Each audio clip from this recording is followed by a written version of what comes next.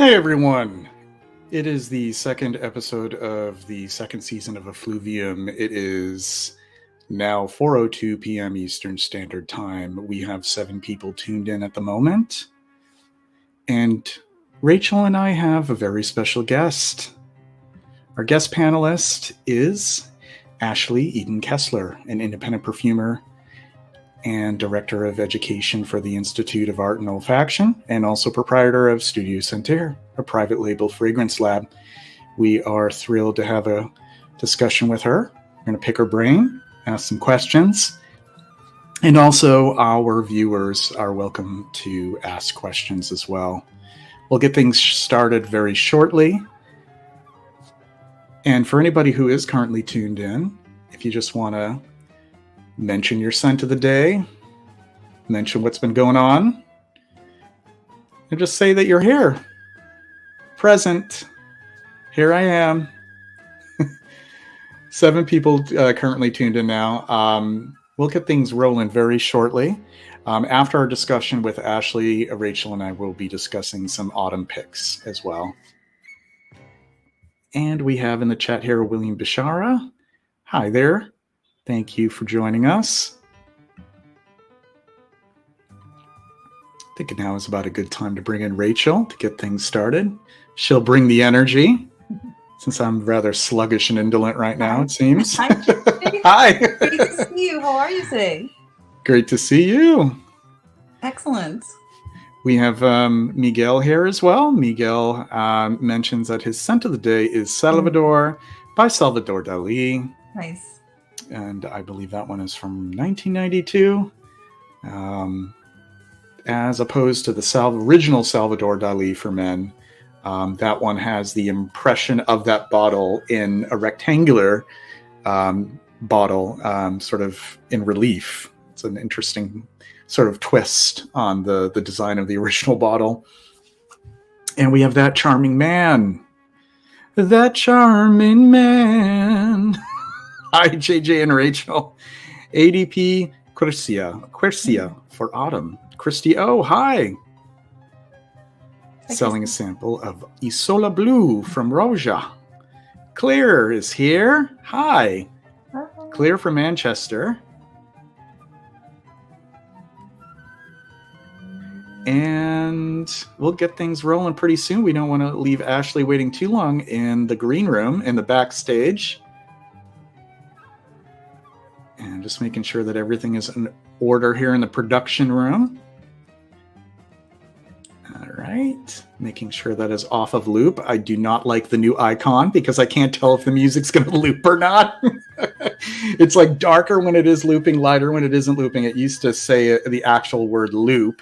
And then if you clicked on it, it no longer said it.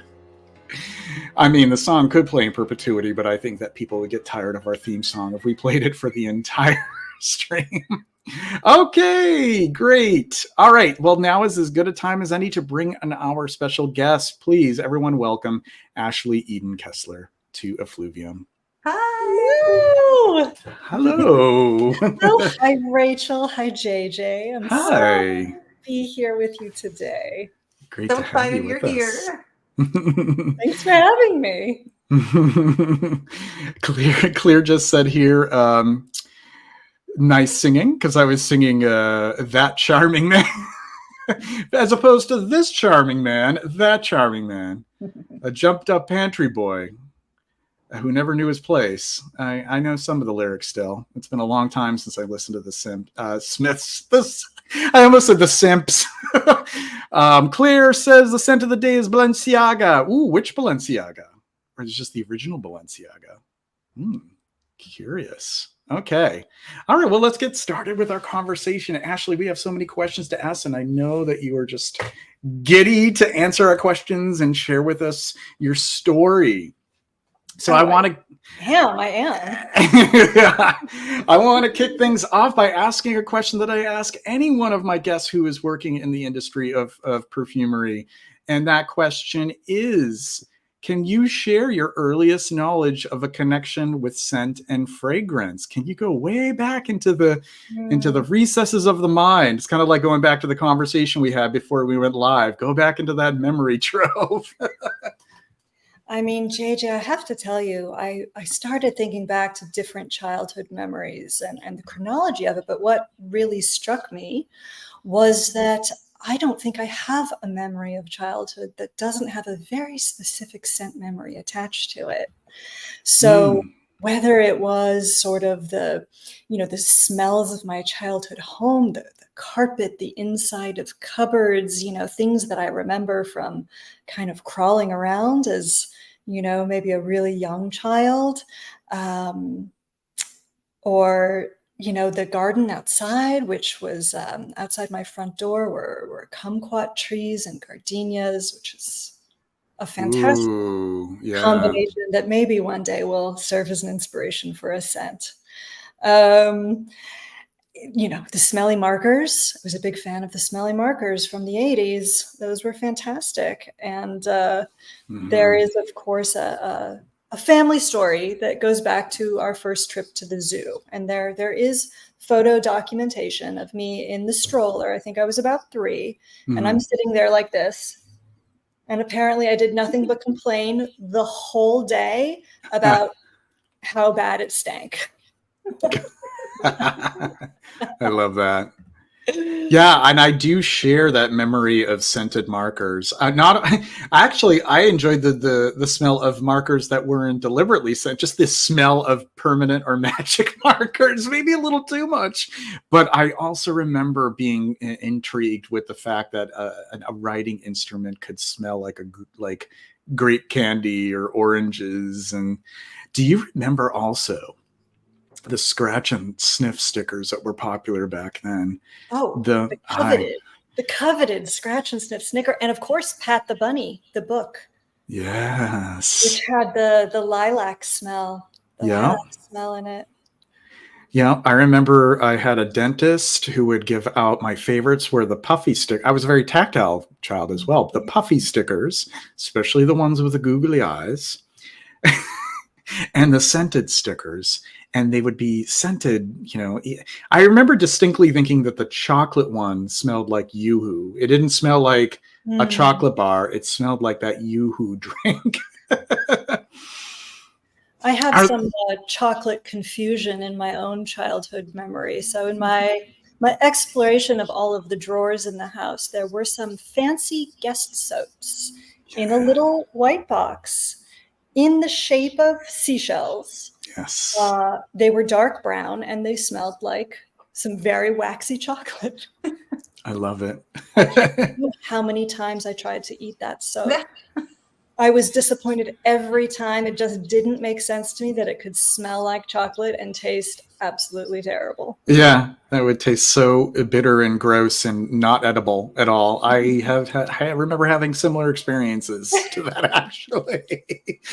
Very funny. So were some of these early memories of anything in nature, like anything botanical or outdoors?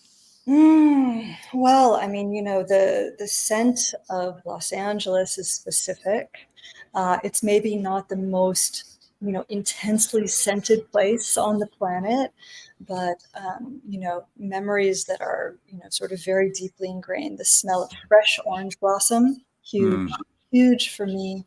I could smell. We didn't have orange trees in our garden, but the neighbors did, and you could smell them, wafting the blossoms wafting over the wall that separated the homes. Uh, mhm, Eucalyptus, pink pepper. These are definitely the sort of lovelier smells. Skunk. mhm. Uh, Yeah. skunk out in the hills of Los Angeles. And there was and still is a scent, a funky smelling plant that I wasn't a fan of when I was little. And it was planted around my nursery school.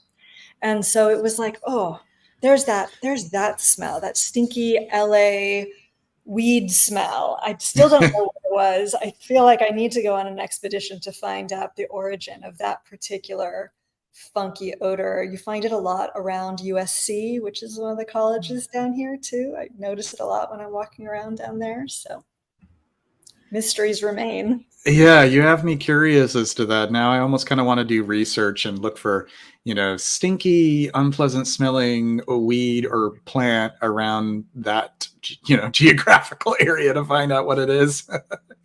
So, what sparked your interest in perfume making and composition? Where did you go from it just experiencing scent around you to growing, to having a growing enthusiasm for fragrance to the point of making it? Well, JJ, it was a kind of a long journey for me. The actual formal study of fragrance for me came very much as a second or even third career, maybe in life.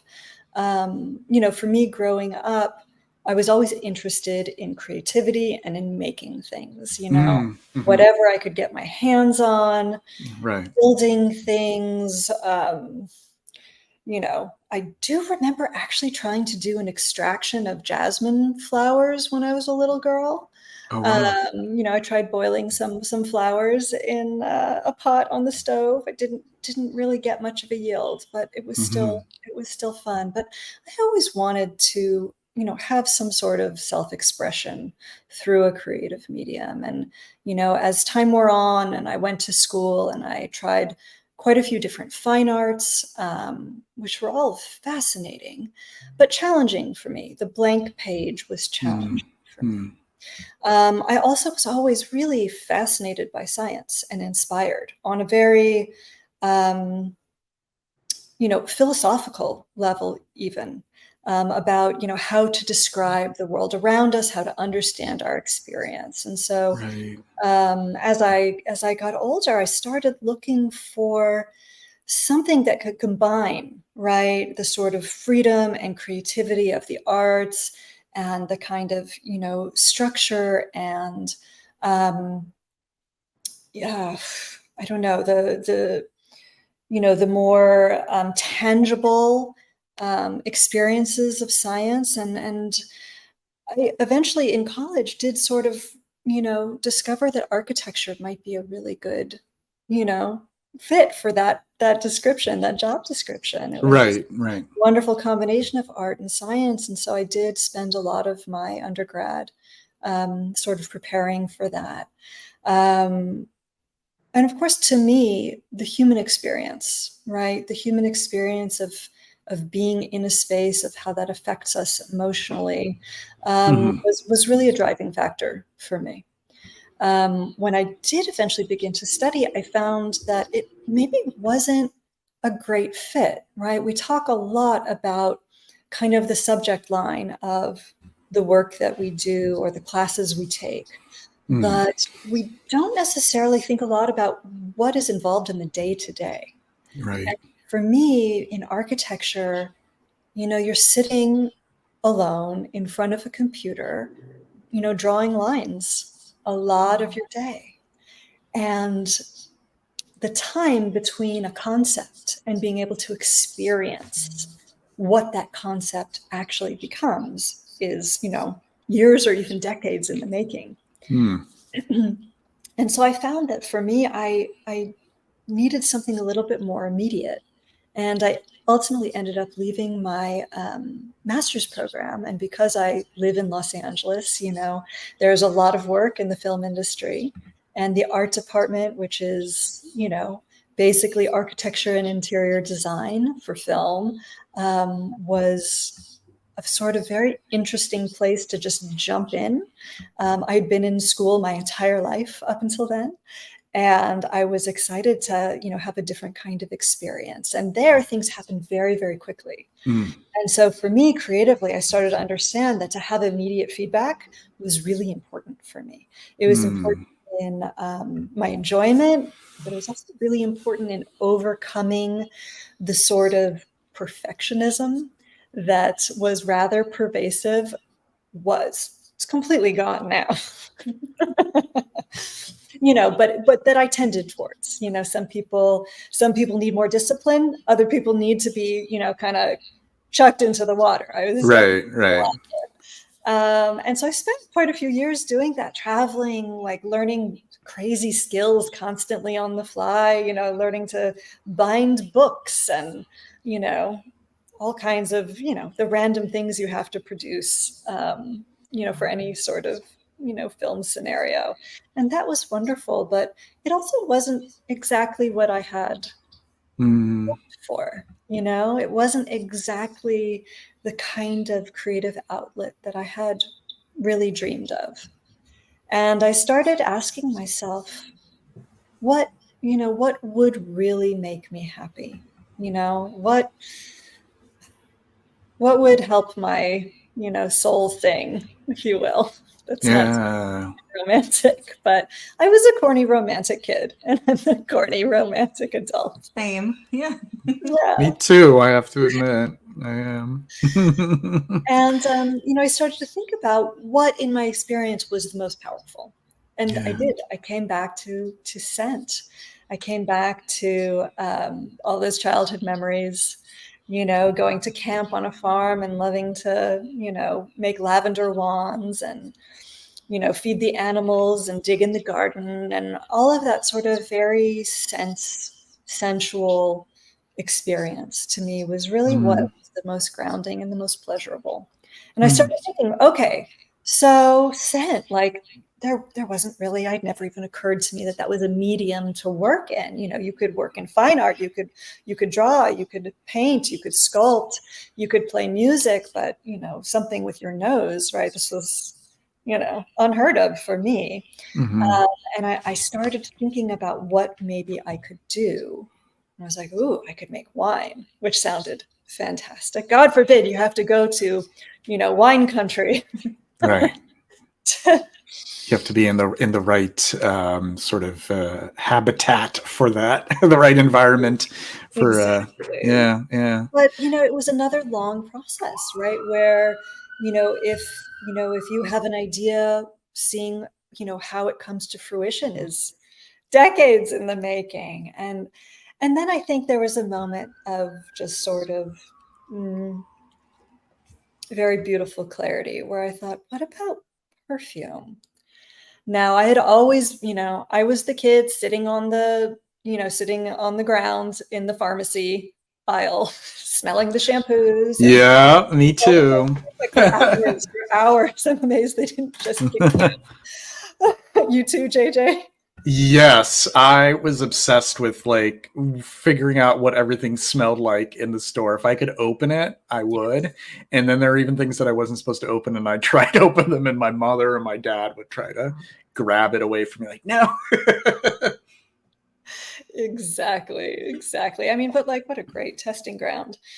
It's easier when you're a kid. They give me a much harder time now.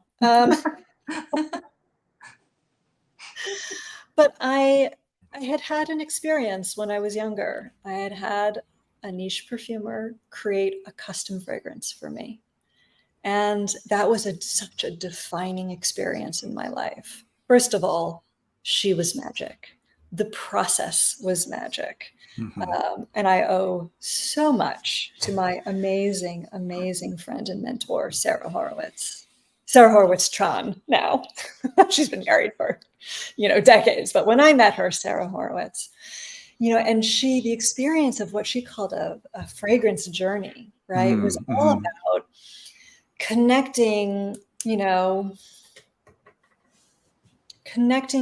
actual real impressions, right, to your sense of self. And so we smelled raw materials. We spent hours smelling raw materials together. And like there was a world inside each one of them. And some of them were, like, oh, no. And some of them were like, oh, my God. That's what brings me to the next question here, because I was going to pick your brain on this. Out of all the scented materials that you have experimented with, exposed yourself to, what are the ones that you have a most of an affinity towards, and what are the ones that had really put you off? I'd be curious to hear. We all would be. Well, I will definitely say, the affinity and the repulsion was much stronger earlier on. Yeah. But to some degree, it still exists. And I actually think it's really important as someone who creates fragrance to be able to stay both in touch with that subjective sense of like, where do I find joy? Where do I find pleasure? And this other version, which is, well, how might this be useful? Even if I maybe don't enjoy it or revel in it. But for me, I mean, one of the ones, Lab Denim Absolute, when I smelled that, it was just like, I felt like someone dropped an anchor on my soul, just like I smelled it, like went down to like the deepest part of me, and it was sweet and rich and leathery and all kinds of wonderful complexity. So that was definitely one of those first loves, and remains very much so. I remember the first time I smelled labdanum, and I was just so struck that something so faceted and complex could be produced by a plant. Like, it just is almost a perfume in itself. It's incredible. Yeah. Absolutely. Yeah. And for some people, I know their impression of it is that it feels sad or heavy. Yeah. I had a perfume teacher when I was studying in France who was just like, Ashley, again with the lab denim, nobody wants to wake up like this. And I was like, I do. This gives me joy. Yeah. Thank you, Rachel. I love any labdanum heavy scent. I actually, the amber accords that I prefer are the ones where the ratio is much higher on the labdanum end than the vanilla. Yeah. The benzoin I love as well, but to have, this is just arbitrary, but say we have 5 parts, 3 parts labdanum, 2 parts benzoin, 1 part vanilla, or equivalent thereof, would be dreamy, because I just love, I share that love for labdanum. And I remember it being so like sensuous as well, like how does a plant end up smelling so racy? It's amazing. Yes, which leads me to my favorite synthetic, which is ambroxan. Very interesting. Tell us. So like we talk a lot about, and I have to agree first, like any version of an amber accord, yes. Yeah. I prefer a more labdanum heavy version as well, but I don't think you can go wrong with any version of mixing those 3 ingredients together. Yeah. But so when I was first studying, I was like, what do the synthetic ambers have to do with the natural ambers? They didn't really seem to have a great deal in common. The synthetic ambers were these wonderful mineralic, sheer, sort of elusive scents. And, the naturals were like rich and dark and sweet and luscious, all this stuff. But spending a lot of time with raw materials, which for me is very much is the root of my practice, right? That is what I come back to, is the materials themselves and sort of what they express and what they express to me. Eventually I did find that within labdanum, there is this tiny mineralic saline back note that I recognize from ambroxan. It's just that it's couched in all of this amazing, sweet, dark leatheriness that you don't necessarily pick it up. Yeah. But I was once walking in Trader Joe's and I caught on the air something so enchanting. I literally was like a cartoon. I like ran up and down the aisles trying to find where this amazing scent was coming from. And eventually, I located a human. And it turns out he had traveled extensively in the Middle East and had purchased real ambergris. And he would put a drop in his bathwater. Wow. And so I think for us generally, as perfume lovers and consumers, even as perfume designers, we don't necessarily have a chance to work a lot with real ambergris. But, that ambroxan is that characteristic note in the ambergris, and it's just enchanting however it shows up in this world. There are some who criticize ambrox or ambroxan for its overuse, but I would venture to guess that you're talking about the way that ambroxan can be used in a very nuanced manner, that is dosed in a certain way that brings out the best of it and the best of everything around it. And when I hear people say they hate ambroxan, I think they probably either they hate something else in the perfume instead because they don't know what's really going on, and they just have heard that the perfume or fragrance has ambroxan in it, or it's an overdose of it. And I think that could be an acquired taste because it is very potent, as you know. It's a very high impact material. But I do think that people often, and this is just actually, as I say this, he can finish my sentence right here. We are sentient. I think a lot of confuse ambroxan with woody ambers, which I agree. It's different. Yeah, because woody ambers are different. We're talking things like ambrosanide and amber max and all that sort of stuff. Yeah. Those might be less than adored by many people, and they're used in pretty high dosages now. I actually call these woody amber notes super ambers. Super ambers, yeah, because they're so potent. I think then this is another thing that I often point out is when scent chemists develop these new products for the perfumer's palette, they're initially intended with a certain dosage in mind and a certain context in mind. And perfumers can be inventive, and they can learn the rules to break them. Obviously, we know this. And I think sometimes perfumers find that something works if they choose to use that particular material out of what it was intended.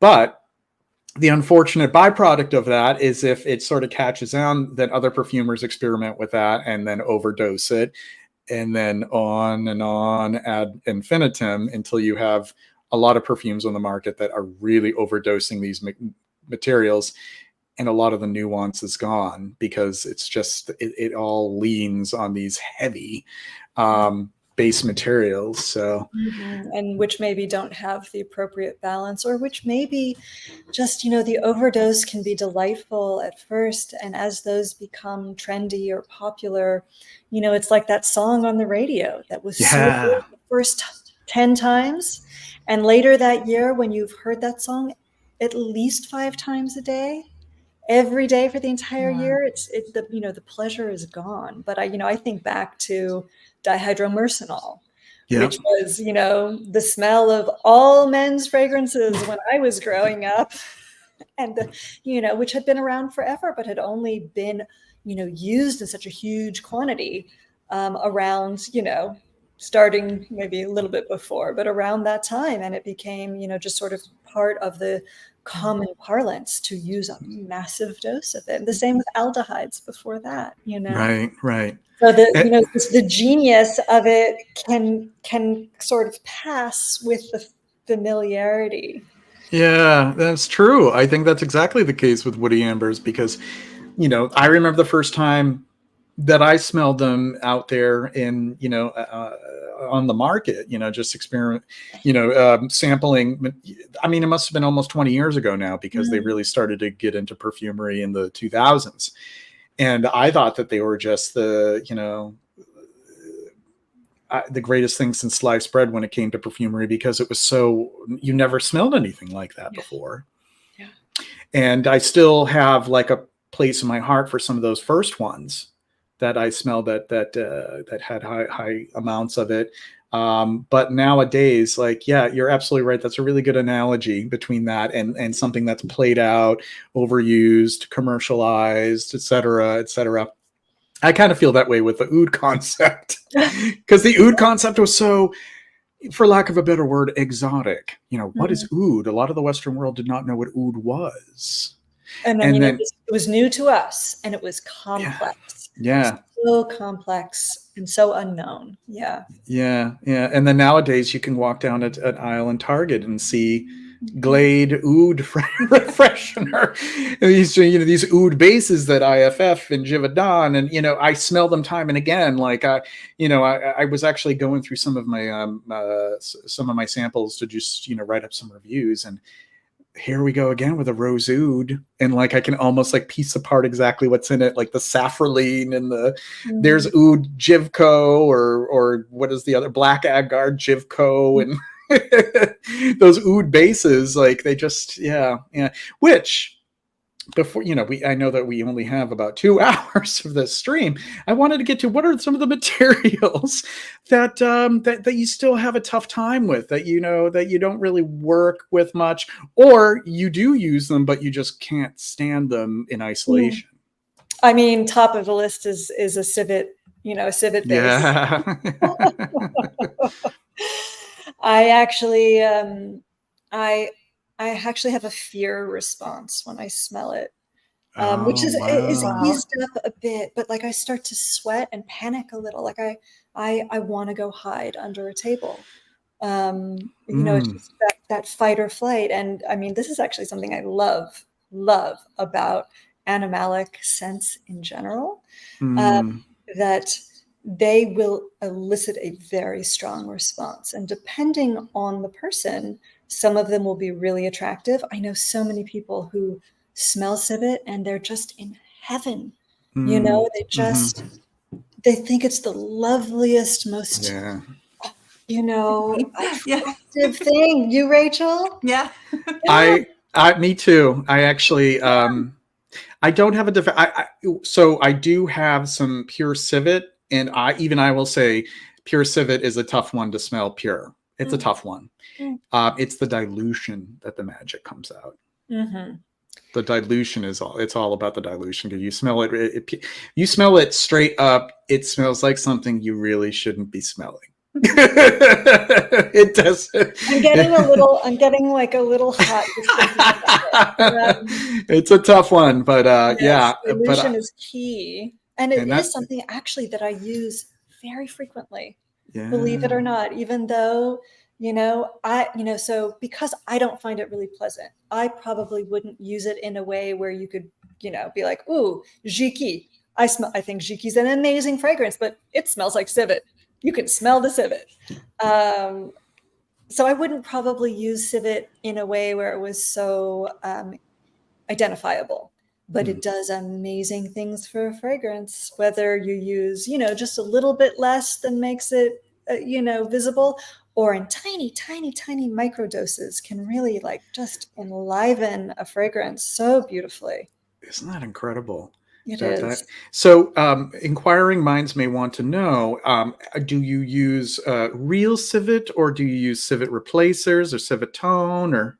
Sure. I mean, these are such big questions about, where your materials come from, what your personal, your personal ethics, where you think the greatest responsibilities lie. For me with civet, I don't use real civet. I mean, do we want to get into the complicated discussion about civet here? No, you don't have to. We're okay with that. I mean, we only have real civet, but I do use real castoreum. And I think that not to go off on a tangent, I am so bad at going tangential, but I think I'm in good company with that. But with castoreum, I think it's a matter of the ethics of it. And the thing about castoreum is that this is a byproduct of an animal that otherwise would be disposed of anyhow. Exactly. Whereas with civet, it is very difficult to ascertain whether there is a humane process of extracting, and the keyword extracting, because it's extraction, and it is basically an extraction through irritation. Civet is only, I mean, it's not like I'm not teaching you, I mean, you know all about this, but for the audience, you have to irritate a civet in order, a civet cat, in order to get the extraction, what would you call it? The exudate. The excretion, exactly. The exudate is much better. Exudate sounds a little bit more poetic. I usually use exudate for, resins, but we could say exudate. And it's hard to prove whether or not those animals are being treated ethically. So I know I had some so-called ethically sourced civet, and it's probably going to be the only civet that I'll get, because I don't even know if that was ethically sourced, and it's for reference. Right. So I don't think that, I think that castoreum, it's fine to use natural castoreum in my opinion, but I know it all depends on that individual and their belief on using animal materials. Exactly. Yeah. Exactly. And JJ, I agree with you completely that, in my book, the best way to honor an animal if they're going to be sacrificed is to make use of them and not to Yeah. waste. But for sure, other people feel very differently. And I always, support anyone practicing. You have to choose what matters to you. You have to choose what, makes sense and what you feel comfortable with and what you value. Right. There's room for all of that, Indeed. We had a really good question, which would be a good segue into my own question. It will dovetail right in. We Are Sentient asks, what are your favorite amber perfumes? Which we can open this up to just like a handful of your favorite perfumes in existence. Oh my They God. can, or maybe one of them that you mentioned can be an amber perfume. It's all up to you. We don't expect you to give a huge list, but just some that come to mind. I can't pick a favorite amber perfume. I can't. I can tell you other favorite perfumes. I'm the same way. I can't do one of anything. I can't. You could choose among your favorites. Maybe just think of one. Let's see. So, well, first there was the custom fragrance that was created for me, which was very, very much amber based. And so, Nice. like, for me, that it's hard to rival, something out in the world when you've been part of selecting the individual materials that go into a blend, right? So for me, I don't know that I have a favorite amber perfume outside of that, and there are so many. I will say there was, a period of time, the Idole de Lubin, with that beautiful rum note, the peppery and rum notes was really exciting. And to me, it wasn't, I think, that I loved it more. It's that it was a little bit more distinct. A lot of amber perfumes had, a strong patchouli note or really intense powdery vanillic notes. Indeed. And so I think that it struck me as a little crisper, and that was sort of a very exciting moment to see an amber done, just sort of with a different feel. Pardon me, Ashley. I had myself on mute. Let's get back to the three of us. I was responding to that a little bit, but I had myself on mute. My apologies for that. But very nice. Very nice choice. We Are Sentient also mentions another perfumer, Julien Rasquinet, loves his amber extreme. I have noticed that. He is not to my personal taste, his work. He's very much, he's one of those beast mode type perfumers, and there's definitely a place at the table for that, but I'm not sitting at that part of the table when it comes to perfume.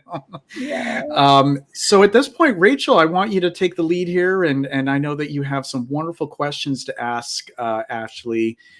So you take the floor. Thank you, JJ, and thank you for being here, Ashley. I'm so happy that Ashley is here. I actually know Ashley from taking some classes at the Institute of Art and Olfaction, which I recommend to everyone. It's an amazing place. But before I took classes at the Institute in Art and Olfaction, which I've taken lots of Ashley's classes. She teaches classes on perfume, different perfume, like a animalic honey accord, which we just did, just any kind of accord you can think of. And also like these 11-week materials classes where you go and you sniff commonly used perfume materials to get to know them more deeply. And they're amazing, and just highly recommend. She's an amazing teacher. But even before that, I actually got to know Ashley a little bit through her work with Sarah Baker. And one of the perfumes is one of my favorite perfumes of all time. It's Bascule. I think I'm saying that right? I think so, Rachel. Bascule. I think so. Thank you. It's amazing. So it is probably the only perfume I've ever found that really accurately recreates a horseborn.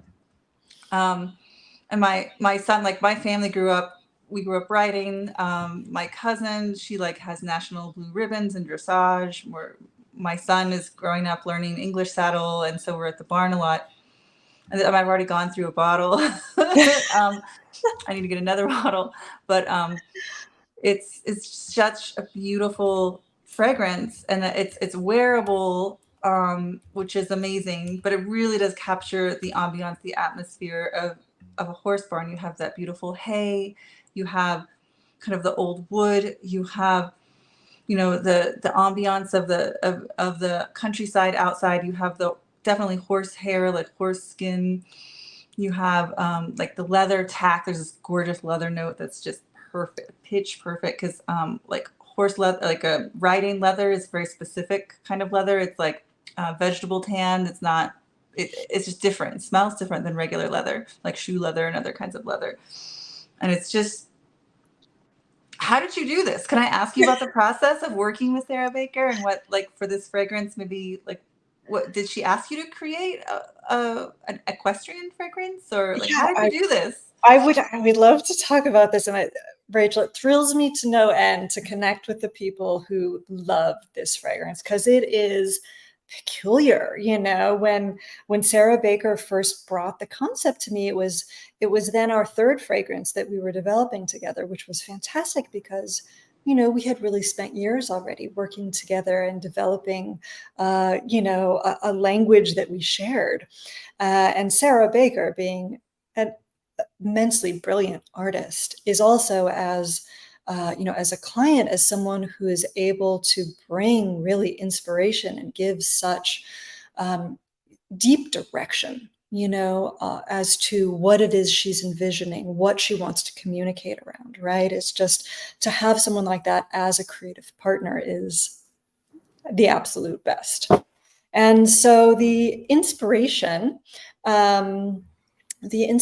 really came from Grace Kelly's granddaughter, who is a very lauded horsewoman.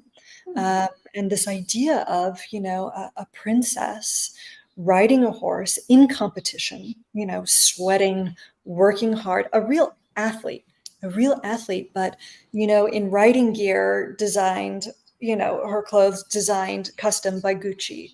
And of course, my imagination of, the saddle being the finest leather and all of these things.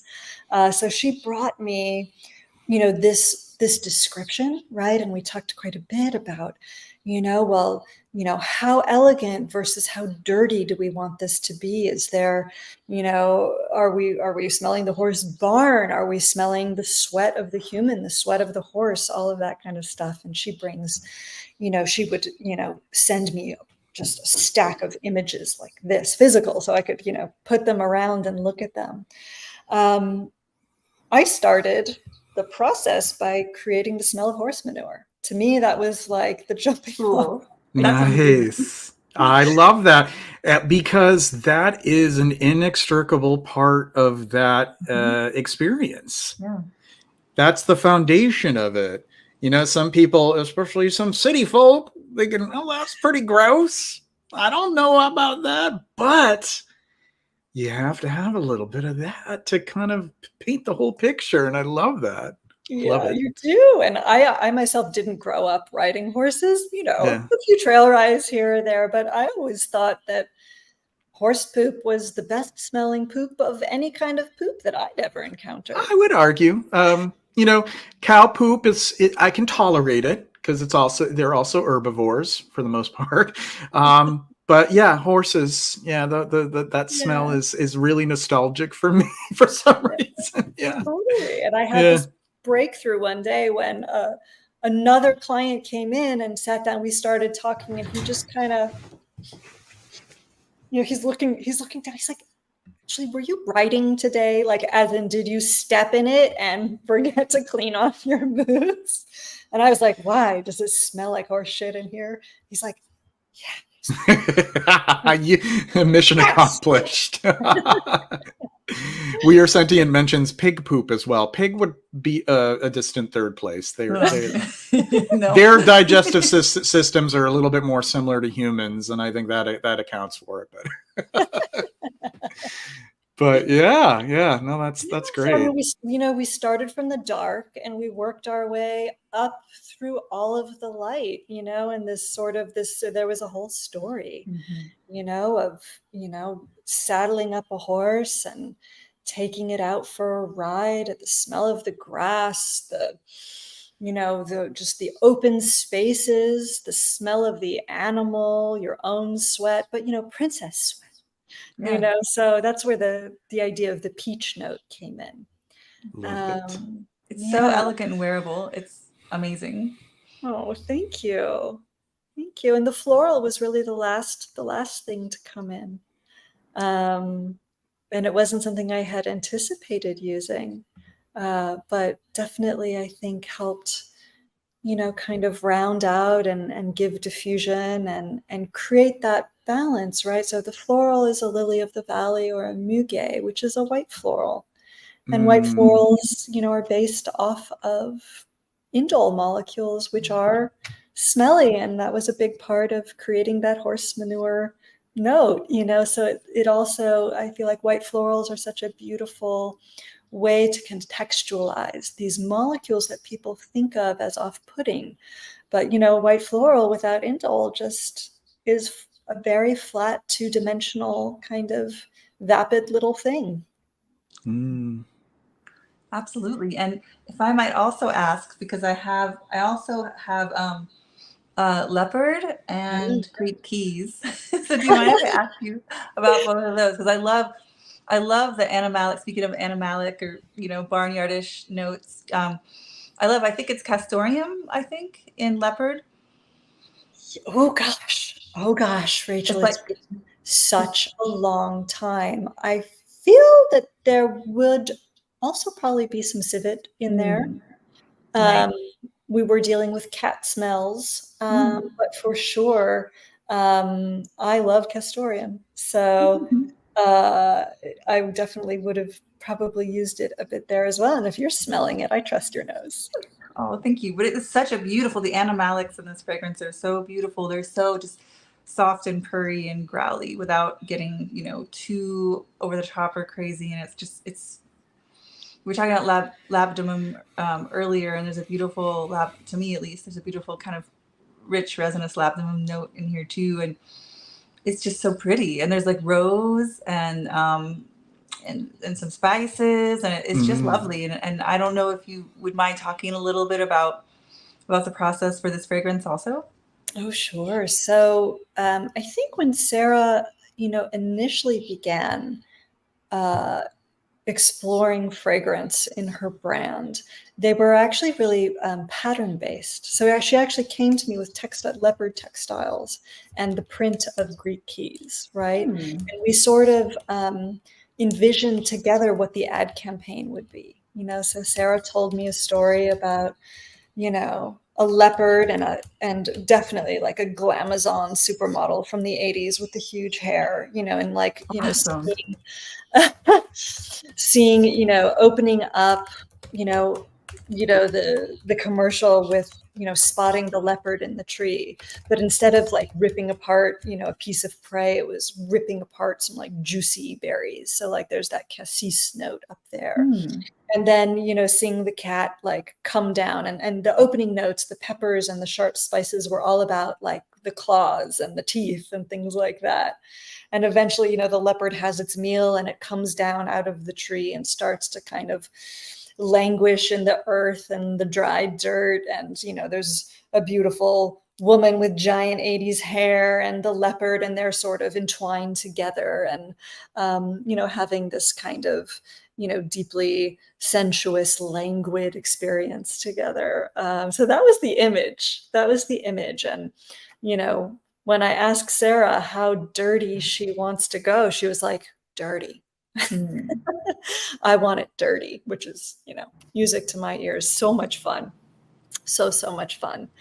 And That's amazing. yeah, leopard. And the other thing was that was important. So we were talking a lot about, feline and feminine identity, right? And all of these sort of different permutations of how we talk about femininity and women's power.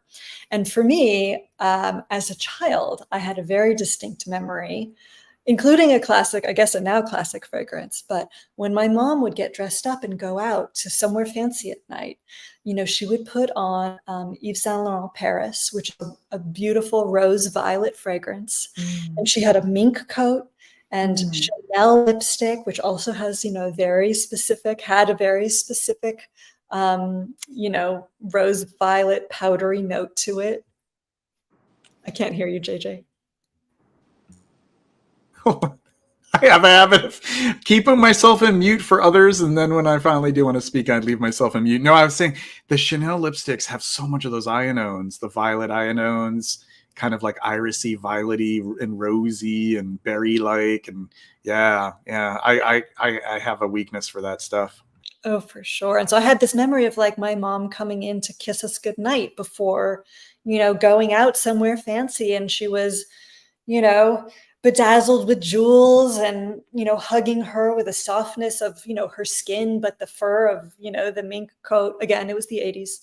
And, and the taste of her lipstick, the smell of her perfume. And to me, that was like the epitome of strong femininity. That was sort of my young imprint of what it was to be a beautiful, powerful woman. So that was a big part of what I wanted to bring into, this kind of reference, the scent reference for the leopard fragrance. It's gorgeous, and that is all here. It's amazing. Thank you. And can I just do a public service announcement, or you could call it an infomercial, however way you want to look at it. I have posted the link for buymeacoffee.com, and obviously I spelled it wrong, so you're not going to be able to use it. So I will repost the link, but if you could buy me a coffee, or 1 or 2 or 3 or 5 to keep content like this coming on YouTube with Effluvium and my other videos, I will put... I'm just laughing at my Jossioff. Sorry. I will put the correct link, and each coffee is $5. Right now, I am doing sample packs again because I have a surplus of samples. The first 3 who donate $30 within the continent, not the continental U.S. I could do U.S. and Canada. If you are outside of US and Canada, then just contact me directly through Instagram. If you are connected with me there. If you're not, then what are you doing? Connect with me there and send a message, and we can work out some other arrangement. So for the first 30 people, I wish. For the first 3 people who donate $30, you will get a sample pack together. So, buymeacoffee.com. It should be /JOSEPHCOLBP. Thank you. You may proceed. Sorry. Buy this man a coffee.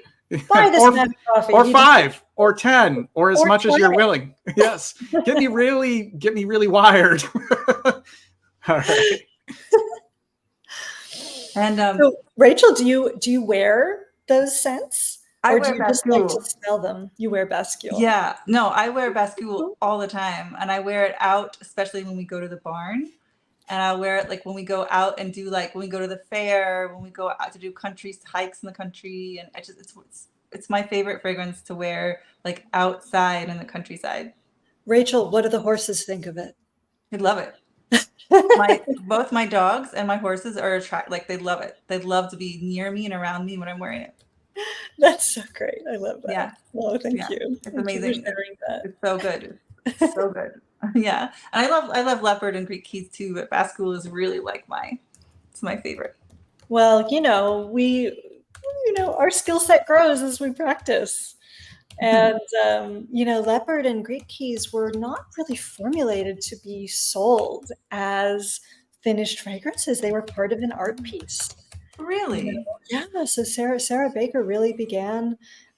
She is a fine artist, but not a fine artist, but working in the fine arts sphere. She's an amazing artist.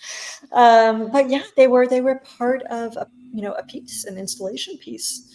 that she did, and eventually her enjoyment of it grew to the point that she actually kind of straddled this world of art and commerce. Well, or at least commercial perfumery. With the project, Bascule was the first that was developed knowing that it would be for sale commercially. Oh, it's amazing. It's so good. And again, I love all of them, but yeah, Bascule is just, I love it. And that's so cool that Sarah Baker was so involved in the fine art world. Do you mind, Ashley, talking a little bit about Greek keys? No, not at all. Not at all. So Sarah's inspiration for Greek keys was, the specific pattern, this very, geometric pattern that's very, very beautiful. And, the story was, we're on a Mediterranean yacht. There is, a shirtless man with slightly fresh sweat beading on his chest, and a woman wearing a bikini and stilettos and a very, very beautiful silk scarf with the Greek key pattern. And this entire sort of maybe Versace-esque kind of imagery and stylistic inspiration. So yeah, cruising the Mediterranean on a luxury yacht was definitely the inspiration for Greek keys. That's awesome. And it has that beautiful, like, hot body kind of Ambraxen thing that is so like hot flesh, that's so cool and so sexy, but it's so light and chic too at the same time. Yeah, it's a really cool fragrance. Thank you. Yeah. Ashley, we have somebody who is really eager to find out where they can purchase your fragrances or samples of your fragrances. We have Duncan, aka a famous YouTuber, asking, where can we purchase? Where can we check out what you have in store for us? I mean, I would be thrilled to share. So Sarah Baker perfumes are available either directly through her site. I think it's sarahbakerperfumes.com. As well as in, I think, a more limited form through Lucky Scent. My most recent launch would be a fragrance I'm very proud of for a brand called Ceylon. It's ceylonskincare.com. So you can purchase direct through the ceylonskincare.com website, as well as a few stores, brick and mortars here in Los Angeles. But I think maybe we have much more global audience listening today. What else? What else have I worked on? Yeah, I mean, those are the big ones at the moment happening. I have some new launches coming up next year, which I can't talk about just yet, but I'll be so excited to share with you later on. Wonderful. Excellent. Thank you. Ashley, I wasn't sure what your timeline was. Would you? I don't know if you need to depart at some point, or we're actually going to be live until for another hour here. So you're welcome to stay with us. But I forgot to check in on that, and I just wanted to make sure that whether you were free to stay with us. My pleasure. I can hang out with you for another 20, 30 minutes. I would love to. If you would still have me, it would be a pleasure. That would be perfect. Lovely. Great. Thank you. Yeah. Rachel, take the lead. I know you have more to ask. I have a few more questions. Yeah, thank you so much. Of course. Before I ask my next question, Ashley, because I would love to try your new perfume at Ceylon. Do you want to talk about that a little bit? What kind of perfume is it? What kind of perfume it is? What it's about? Sure. So it's interesting. It's very much a unisex fragrance. The brand, however, at least its incarnation when we began working, was really a brand dedicated to producing safe skincare for men of color. And it was really, I think, one of the first brands to actually get scientific backing on what would be safe and effective. Now, I remember my client coming to me, Patrick Boateng, who is the founder of the brand and such a visionary, and me saying, can I use them? Yeah. Can middle-aged ladies use them, or what's going on? He said, yeah, actually, the key is that they're exceptionally gentle. So it's really, really effective and lovely for anyone and anyone's skin. So that's always just fascinating. He came, though, with a very unique vision, and I think in many ways a concern with redefining masculinity. And what he came to me with was, first of all, the brand identity in the story, but also a Pinterest board full of visual images, a Spotify playlist. And so we spoke at great length about, what he wanted this fragrance to mean, and how it was reflective of his journey of creating this brand, and of what he feels the purpose of the brand is itself, which was really about promoting a sense of really authentic confidence in that. And I'll never forget when I asked him, one of the questions I ask is, when you're thinking about this fragrance being perceived by others, especially men's fragrance, which classically, as we know, bigger, better, stronger, longer lasting, louder, all of those things seem to define, what we commonly understand to be popular in men's, specifically men's fragrances. And he said to me, no, I don't, it's not about other people experiencing this. This is about me taking a moment to explore my relationship with myself, to understand what feels good to me, what inspires me, to connect and ground down into, being. And so to me, that was just such an exciting place to begin exploring what is it to create a masculine fragrance now. What is his concept of masculinity? And through talking, his concept of masculinity was something very new and very exciting for me. That is so cool. Oh my gosh, I can't wait to try it. I'm so excited for you to try it. I'm very proud of it. Very proud of it, and it is exceptionally unisex. So for sure, not just for men to use. Yeah. That's It so has cool. Timor pepper, which is a Szechuan pepper, really, really big boof of that on top. It opens up big and bright and juicy and fresh, and sort of becomes more and more subtle as the day goes on. But so we have a lot of incense and Timor pepper, some galbanum. There's a cement accord, because he's a lot about exploring what it is to, be a city boy and have an urban identity and be curious in the world, in the natural world, but also in the man-made world. And so there was this kind of relationship between the internal and the external that we explored, right? The internal being very much about the animal, right? The human. And we know I love my animalic notes, so they find their way in there just a bit. And then the external, which began as, this exploration of green, but which really came to encompass both the man-made world and the natural world. And then the, key ingredient in his products is black tea.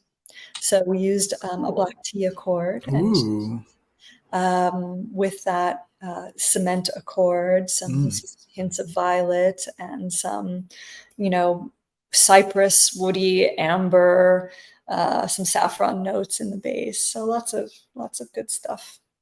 That sounds amazing. Weirdly, I love cement accords. Like, that's something that I search out because I'm addicted to that. So that sounds amazing, and I cannot wait to try it. Oh, thanks, Rachel. What other cement notes have you seen around? I'm so curious. So there's, oh gosh, I cannot even remember the brand right now, but I think it's called Lightning Strike or something like that. But it's a California brand that has this kind of like an after the rain in the city concept, very ozonic. It has a cement accord, and there's a few like Nuvolari, and there's a few like race car fragrances that will have like a concrete cement road accords. And I'm wild about there's something about, and I've lived in Paris, I lived in Chicago, I've lived in a lot of cities, and so Beijing, etc. And so there's something about cement, and cement with oil or cement with rain, that There's something about it I love. It's weird, but Yeah, well, me too. I mean, I think it's so much fun, such a fun world to explore. That's awesome. Yeah. Oh, and speaking of, so that fragrance is, it sounds like, you know, it's an artisanal house, right? And I had a question for you. Working at the IAO, I imagine, and just with your own practice, I imagine that you actually know or come across a bit of the kind of artisanal, independent perfume scene. And I'm wondering if you have any thoughts on kind of what is going on in that scene, because it's often hard for, you know, people who are on the internet who aren't professional perfumers, who don't work in the world. Like, we get a lot of ads and information for commercial scents, for scents you're going to find in the mall, but we don't often hear about what's going on in independent perfumery, artisanal perfumery. So are there any things that you're excited about in this space? Are there any trends that you know of, or anything that you think is cool that's going on? And if not, it's okay. No, I mean, there's so much cool that's happening. And oh, and now I'm trying to remember. So I'm very fortunate. I get to serve as a judge for the Art and Olfaction Awards. And so I get to smell, hundreds of niche and independent and artisanal fragrances over the course of, desperately trying to choose, favorites out of so much talent and creativity. Let's see, though, what I was noticing. I mean, the return of the gourmand, right? Which, has me cringing, right? You live through it once. I just walked by someone the other day with, wearing a healthy dose of Angel. And I was like, yo, Angel, hi again. Which is a fantastic fragrance, totally groundbreaking. And we smelled a lot of it. We smelled a lot of it in the 2000s. But a new version of gourmand, which is more sophisticated, more focused towards maybe the slightly bitter chocolates, or maybe the more milky, creamy facets rather than the powdery vanillic facets. So that's very fun. I definitely noticed that. And of course, now my memory, I'm trying to think what else I was really noticing, because for sure there are always sort of things in the zeitgeist. I think more herbaceous notes are being explored, which I love. I'm such a fan of herbaceous notes. So things like thyme and tagette or marigold, artemisia, wormwood, these kind of, there's this combination of, sort of green, herbal, and these sort of more aromatic qualities, these sort of cooling, opening things that are, eucalyptus-like. And they're fascinating. Laurel, myrtle. Oh my gosh, there are so many beautiful herbaceous aromatic notes.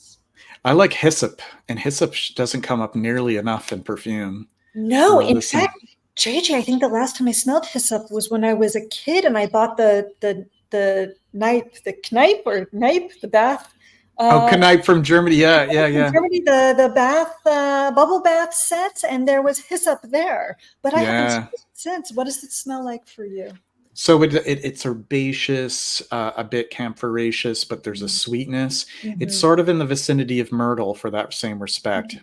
And I love the scent of hyssop. There's a little bit of anise quality to it. In fact, there is a type of hyssop, anise hyssop, which is very anisic. But I wish that it showed up more frequently. I like those lesser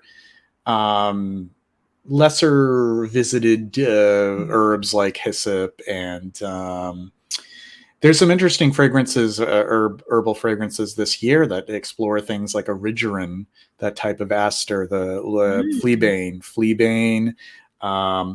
stinging nettle. So exciting. Yeah, I don't know if origerin or fleabane grows much in the West Coast, but we have tons of it here in the East Coast. And they're in, the aster family. They're related to daisies. In fact, they look like little tiny daisies. And they do have an essential oil yield. And I know that Marc Antoine Corticchiato has used it, and he used it in his work Malame, and it's evident. But I love all of these like lesser known botanical materials that actually yield an essential oil Yeah. that are being used in contemporary perfumery. It's really cool. Yeah. And speaking of kind of, JJ, you're talking about the East Coast and these really beautiful lesser Yeah. known herbs like anise, hyssop, etc. Actually, I know that you've worked in perfumery in New York City. You've also worked in perfumery in California. I know you also attended an amazing perfumery school in France. So I guess I kind of have two questions. Yeah. One, do you think there are regional differences in the United States in terms of the perfumery world or perfumery culture, olfactive culture between the East Coast and the West Coast? Because I'm just curious because I live in the Midwest, so I have no idea. And then two, I was hoping you would tell our viewers a little bit about your formal education in France, because I think a lot of people are curious about how you even get a formal education in perfumery. Sure, absolutely. Well, the first question about regional differences is fascinating. I don't know that I've really given it much thought. I will say that my experience in New York was very much based in commercial fragrance houses, and my experience in California is based in the niche world. So I don't know that we're really comparing exactly apples to apples there. For sure, I know at least locally in Los Angeles, there are some materials, things like white sage, Palo Santo, things that come along with, I think, an openness to what we term maybe woo-woo-ness without any judgment, but spiritual practice. I know exactly what you mean by that. I'm thinking like Sedona, Arizona has a little bit of that, but I love it. I love it for that though. Woo-woo magic. And I do want to say, just as a note, that these materials are coming into the consciousness of New Age practitioners through ancient practices by native peoples. And so just to sort of highlight that, that Palo Santo is a sacred wood that is used by many indigenous peoples in rainforest areas. White sage has been medicine, white sage and tobacco, medicine in the Native American communities here, in the western part of the United States, possibly in other areas as well, but I know it from there. And so there's a great debt of gratitude to be paid, not only for the introduction to these materials, but to these deeper concepts about what it is to be present and find healing, and all of the great wisdom that so many people who've come before us have cultivated. So you definitely see that in Los Angeles. You'll see things coming out of Ojai. You'll see things coming out of the desert, that are really inspired by those landscapes. Those wonderful, dry herbaceousness, those, dusty plains of the desert, the peculiar sweet smell of the desert, which I Right. love. Love that too. Like creosote kind of smelling plants and white sage and ponderosa pines and lots of lovely stuff. So I definitely see that sort of locally.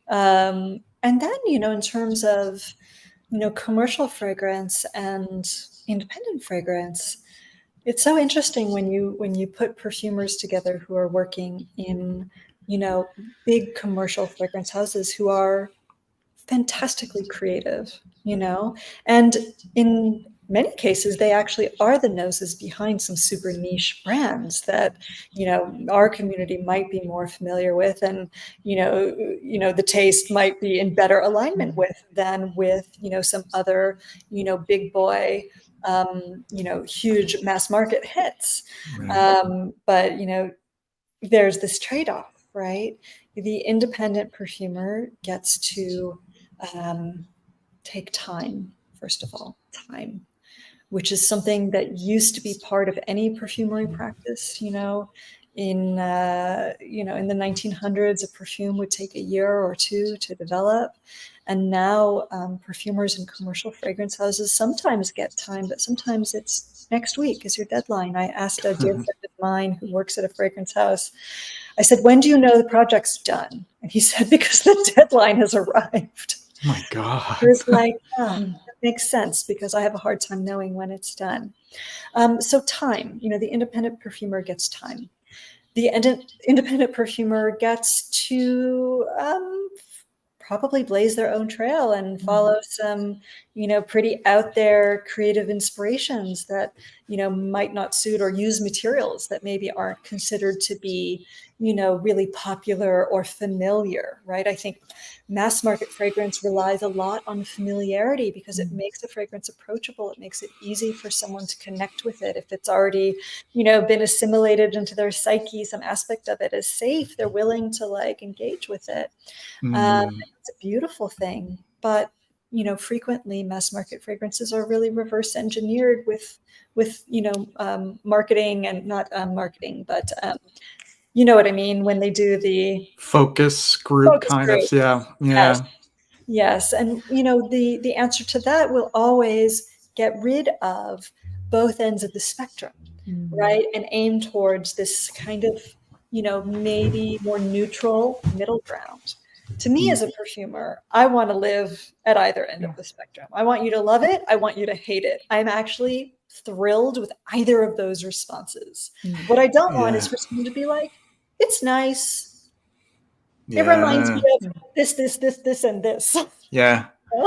You make such a good point with that. It's better to have a response than indifference. Like, even for the fragrances I smell that elicit such a response of revulsion or disgust, I feel like they've achieved something. I may not be the target audience, but there is merit to that, to elicit a reaction. I agree. Yeah. And that's just personally where my heart beats. There's absolutely, to undertake to try to design a scent that you feel has integrity and creativity and is widely appealing. That's a big, big bite to try to take, So there's so much room. There's so much room for creativity. And I know that when I talk to perfumers in New York, and they say, but you don't have an evaluation team. Well, who does your compounding? How do you get your materials? How do you run safety? And it's like, well, let's talk about how challenging all of that is. Coming together, there's this kind of the astonishment at what the other, the world the other works in, and the challenges they face, and maybe, the jealousy that I have about, having support and access to materials, and for sure for them, me saying, oh, I tell my clients how long it will be until their project is ready to launch. And they're like, what? I wish. Right. Yeah. So, Ashley, we have 2 questions here from Duncan, aka famous YouTuber. I see that there's a San Francisco office. I live here. Can I just go there and purchase? Is that an option? A San Francisco office for what?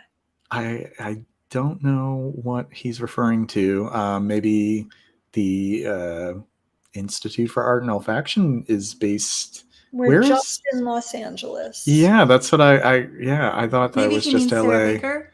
Maybe, he could mean Sarah Baker. Could be. Sarah Baker is originally from San Francisco. Yeah. And I think she actually does because she lives in the UK, I think she does her shipping out of San Francisco. Yeah. So if you're talking about Sarah Baker, then he's referring to Sarah Baker. Yeah. So He'll probably want to reach out to Sarah or Yeah. her site about that. That could be an option, sure. And then Tiger Lily Ministry of Scent ran many perfume workshops in San Francisco. Does it? But you're in LA, yeah. I think he's confusing Sarah's location from where you are in LA. Yeah, no So worries. that I mean, Tiger Lily and Ministry of Scent, I've had the pleasure of meeting, great, folks from both. Fantastic. So exciting to yeah. see that there are more, in-person places for people to engage and get education. And I basically, Rachel, back to your other second part of your question about, education. Hmm. I think wherever you can go to experience, first of all, experience for yourself. I, as a teacher, I'm very reluctant to give people my impressions before they have the chance to sit with their own, right? Because fragrance and our experience of scent is subjective, completely subjective. And we sort of have to do a lot of work to try to find a way to communicate about it through any sort of common language. So whether you are talking to a perfumer or going to a store or taking a course, I think the more you can learn, the better. You can put 10 perfumers in a room together and they will mostly disagree about the right way to do things. Yeah. Or at least, if they're willing to put their egos aside, it will be obvious that they all have very different ways of doing things, right? Which is why there's no textbook on this is how you create fragrance, because you go from one master perfumer to the next and you say, well, what materials do you use? How do you make your decisions? How do you abstractly conceptualize? You will have very different, very, very different stories coming from everyone. So whoever you can engage with, I recommend. And take what works for you, take what inspires you, take what makes sense for you. And if there's something else that feels constrictive or confusing, put it on the shelf or let it go. You can always revisit it. Yeah. Sometimes students do come and they've, studied different places or looked at different methods, and it's you can see they're just tied up in knots about the right way to do it. And I'm a firm believer that there is no right way. There is just the way that you pursue it, and hopefully that way is enjoyable. Not always enjoyable, but at least enjoyable. It's so necessary to get through the pain and drudgery it's worth it for the end product. And I love the process of flow, the whole concept of flow, when you're in that flow where it's like there's no strong emotion anywhere, it's just you're in that zone. And that's one of the best feelings. I remember when I was experimenting with blending. And I mean, if there's one thing that will have me going back to it, is just that experience of just being one with the creative process. And I think that's so true, Ashley, that there's not really a need to gatekeep as far as how to make a perfume. I think that the dedication that one has in just absorbing whatever they can around them, mentors and books and studying and just learning history, all that kind of stuff can come into play. But there's not one tome that's going to tell you exactly the right way to make perfume. It's some of the most incredible perfumes have been made by those who have learned the rules just to break them. And I think that's incredible. Yeah. Absolutely. And if you don't mind me asking, Ashley, speaking of learning the rules, I know that you studied in France for part of your perfume education. And I know that you spent, I believe it was just an afternoon with Jean-Claude Elena for maybe a short masterclass. Do you mind if I ask you about that? What was that like? And in what program were you in? Was it ISIPCA? Was that right? No, so I went to the GIP, the Grasse Institute of Perfume, awesome. Which was one of two independent fragrance schools that existed at the time. There was ISIPCA in Versailles and the GIP in Grasse. And and I was very, very fortunate, so fortunate to have the opportunity to attend that program. Of course, first, instructors who are willing to share their immense knowledge, having an opportunity to have truly an epic palette of raw materials to explore, having time. When you go to a full-time education, right, to set aside everything else, very few of us, can do that. So for me, having a year to go and really focus on that was wonderful, and the structure was useful for me. It's not for everyone. I will say, though, that in addition to the great generosity and experience of the professors, a lot of my learning actually came from my community of fellow students, of this process of sharing, evaluating, discussing, trying. And that's something that when I left Grasse and some years later came back to Los Angeles and met Saskia from the IAO and began discussing this idea of having classes available. I felt very strongly that you shouldn't have to be one of 12 people to go to a year-long course and have to move to France in order to be exposed to this kind of information.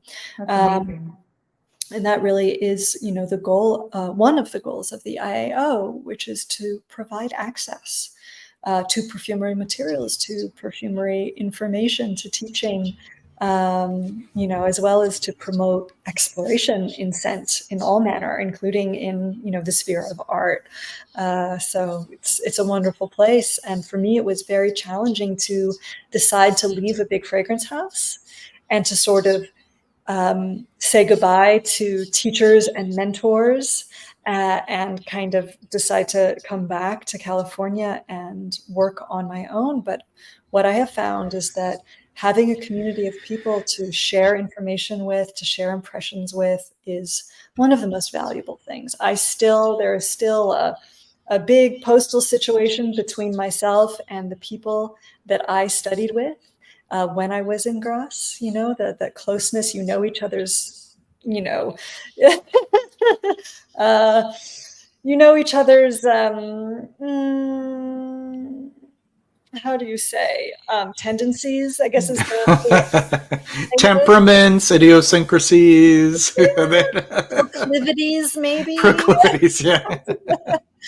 And, to have people whose opinions you respect, right? I think anybody's opinion is great to get. But when you are trying to create fragrance, right, sometimes you need constructive criticism. You don't just need general response. There's a time for that, but constructive criticism. And so to have a community of people to talk to about what their impressions are, who have some language that they can share, is so, so important. And so that was just a delight for me to be able to share some of the knowledge, but really to create some community.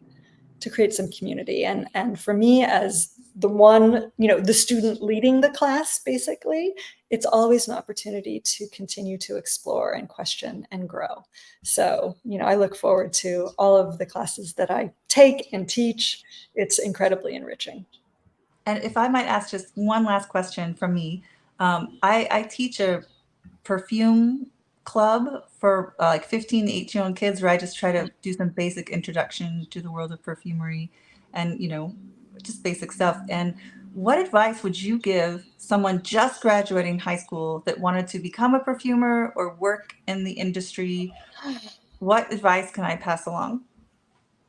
First of all, I'm so jealous. Had I only known that that was a job when I was 18, I wonder what my path would have been. So my advice, I think that's sort of the same. Experience as much as you can, whether that's, sitting on the floor of the pharmacy and smelling shampoo or, stopping into your local, natural grocery store and smelling essential oils. Yeah. Smelling fragrances on the market. A lot of perfumers, many perfumers, especially independent perfumers, were shown great generosity. I know I was. When I was the one trying to find my way into and get information on something that was really relatively very, very secret, and the generosity of people willing to share their passion with me. So, you can approach people that you have heard of. You can take courses. There are so many places offering courses. Of course, there is also the path of working internally in a fragrance house. So I mentioned that the GIP and UZIPCA at the time, which was more than 10 years ago, were really the only independent schools for perfumery. The rest were internal to a fragrance house. So it is entirely possible to go get a job, any job at a fragrance house, and apply to their program. It's very selective. It's also a fantastic opportunity, to train internally with all of those exceptionally, talented perfumers with so many years of experience. So that's another way to go. Then you have places like the IAO that are set up informally, right? Where you can come and take a class. You don't need to be an expert. There aren't levels. You can dip in wherever you're interested, wherever you're comfortable, and get your feet wet. And for me, as somebody who did a lot of education before having any real world experience, I think my greatest advice is get some experience. See what it's actually like. See what the day-to-day is. Are you willing to sit at the scale and do 100 trials? Or maybe you're the kind of perfumer who can be decisive and say, I'm only doing 10 and we're done. I don't know, but figuring out what the work actually is, because there's a lot of different areas of the work. There are evaluators, there are, sales and marketing departments. There are, this fabulous world of people who review and share their passion, from the other side of things. And I think we're all part of, fostering this amazing community now. That's passionate about scent. Thank you. That's amazing advice. Thank you. Ashley, I want to thank you so much for joining us for this discussion. It's been an absolute pleasure. I hope that we can do this again sometime in the near future, and or through some other means, through some other forum. It'd be great.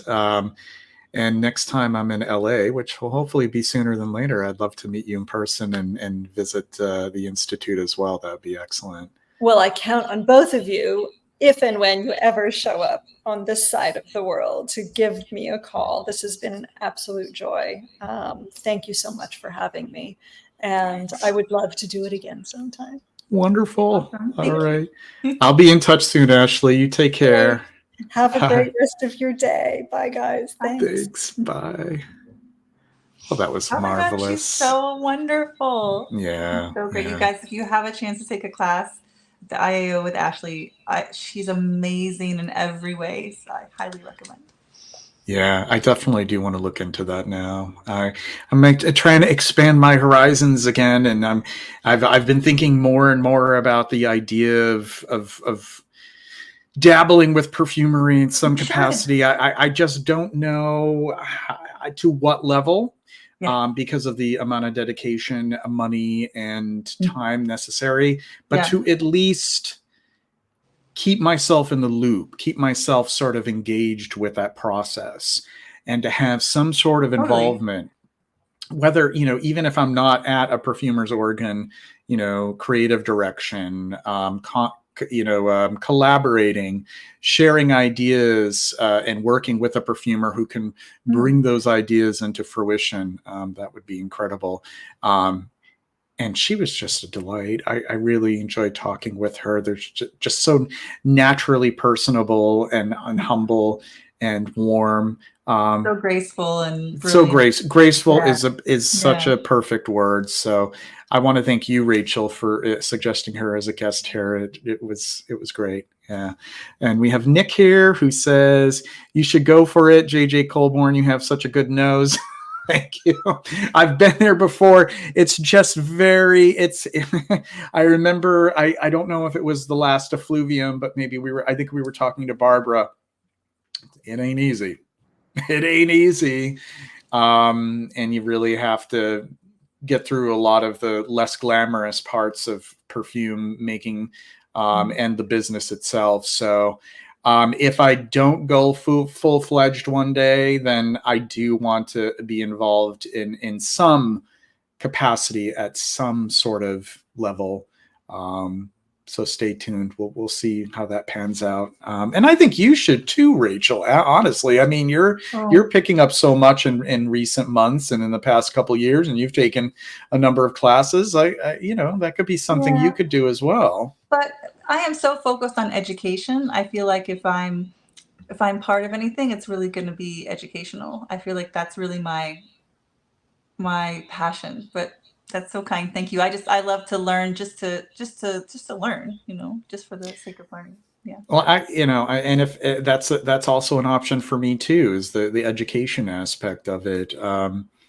I love analysis. I have been commissioned to do analyses for independent perfumers. They'll send me first drafts and second drafts, and I give them my feedback and tell them what areas are strong or not, what areas need tweaking. And I think that's fulfilling in itself, and an honor too, to be identified as somebody who has the ability to do that. It's huge. That's it. Yeah. I don't take that for granted at all. It's really humbling.